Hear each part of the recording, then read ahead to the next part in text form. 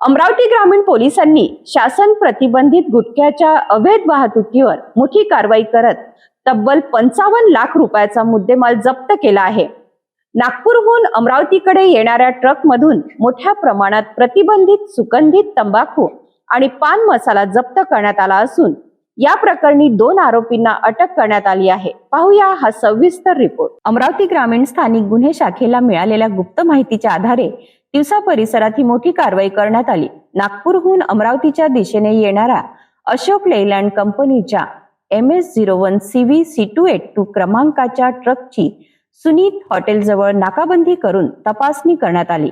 तपासणी दरम्यान ट्रकमध्ये शासनाने प्रतिबंधित केलेला सुगंधित तंबाखू मिश्रित पान मसाला आणि गुटखा मोठ्या प्रमाणात आढळून आला।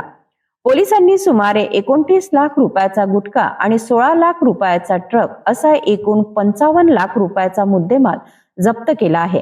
या प्रकरणी अब्दुल रफिक अब्दुल शब्बीर आणि अर्शिद खान रहमत खान या दोघांना ताब्यात घेण्यात आले असून त्यांच्या विरोधात तिवसा पोलीस ठाण्यात गुन्हा दाखल करण्यात आला आहे।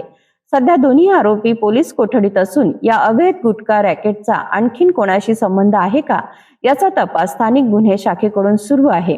ही कारवाई पोलीस अधीक्षक निकेतन कदम आणि अप्पर पोलीस अधीक्षक दत्ता टोळेवाल यांच्या मार्गदर्शनाखाली स्थानिक गुन्हे शाखेच्या पथकाने केली आहे। शासन प्रतिबंधित गुटख्याच्या अवैध व्यापाराविरोधात अमरावती ग्रामीण पोलिसांनी केलेली ही मोठी कारवाई मानली जात आहे। या रॅकेटमधील मुख्य सूत्रधार कोण आणि आणखीन कोणाचा सहभाग आहे का याचा तपास आता पोलीस करत आहेत। या कारवाईबद्दल तुमचे काय मत आहे आम्हाला कमेंट करून नक्की सांगा आणि अशाच ताज्या बातम्यांसाठी सिटी न्यूजला लाईक करा, शेअर करा आणि सबस्क्राईब करायला विसरू नका।